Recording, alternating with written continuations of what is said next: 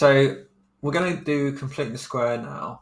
And we're going to do it when a is 1. So we're going to do this as an example equation eventually. But first of all, let's look at the general kind of formula.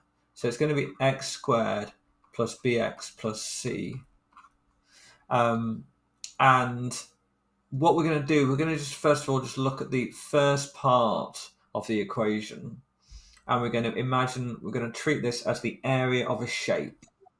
Now the shape is a square and a rectangle.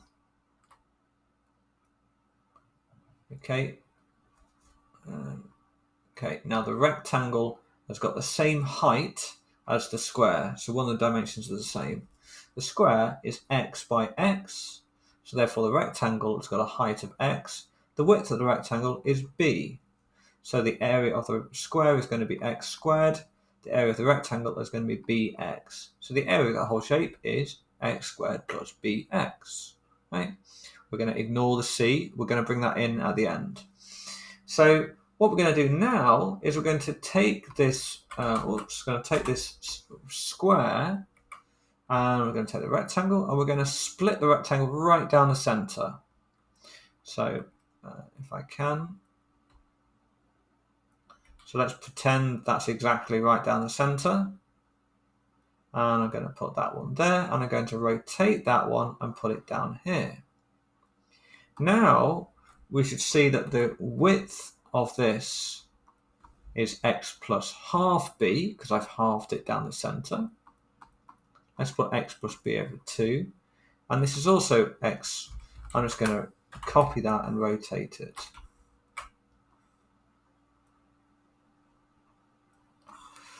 So, but then we've got this little bit missing down here. So if it was a complete square, and this is why it's called completing the square, if it was a complete square, then it would be x plus half b all squared. But it's not quite a complete square. So we've got to minus whatever that area is. And that area is going to be b over 2 all squared. Because up to there was x, and then the extra little bit was just a b over 2. So b over 2 all squared. So in other words, what we have shown using pictures is that x squared plus bx is equal to all of this. But also, that would mean, now I can bring back my c, because I can just say x squared plus bx plus c is equal to all that, also plus c. So this is how to complete the square, and this is kind of an explanation of how it all works. The reason why is because it helps to find turning points. In other words, the maximum or the minimum, usually the minimum of a quadratic graph.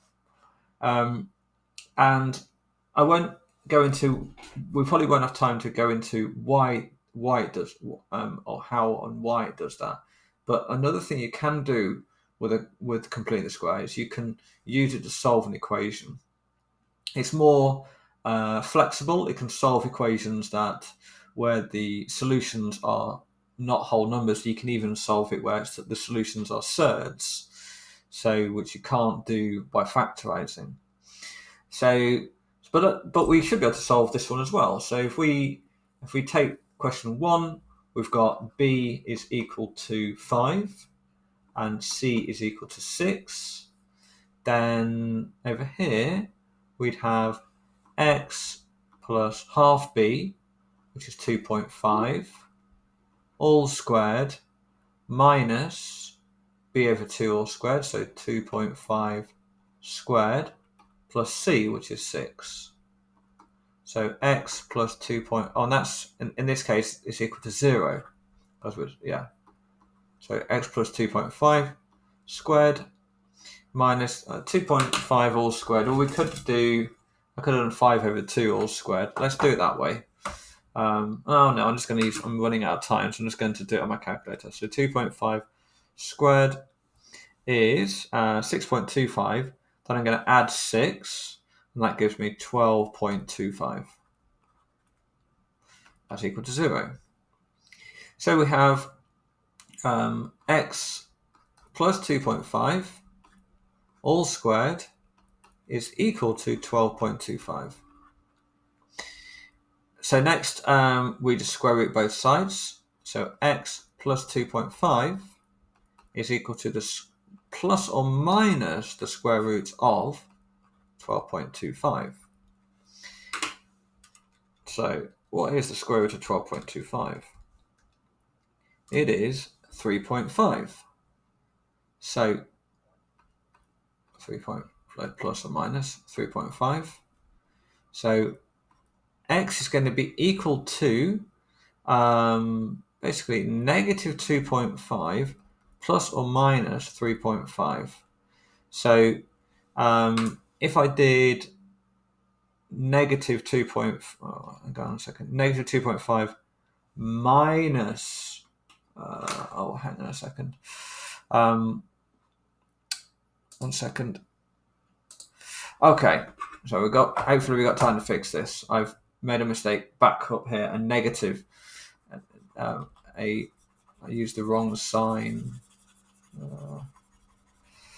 What I did is this bit here, 2.5 plus 6. I imagine that was a plus. Well, I imagine that was a negative essentially.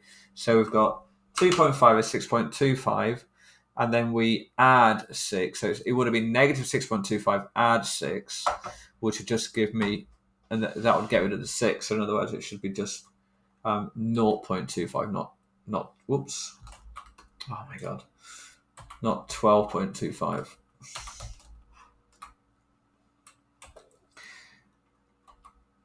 So 0.25, yeah. Okay, so x plus 2.5 all squared equals 0.25. Therefore, x plus 2.5 is equal to the square root of plus or minus the square root of 0.25, which is 0.5. So, yeah, so 0.5. And then we go x is equal to negative 2.5 plus or minus 0.5.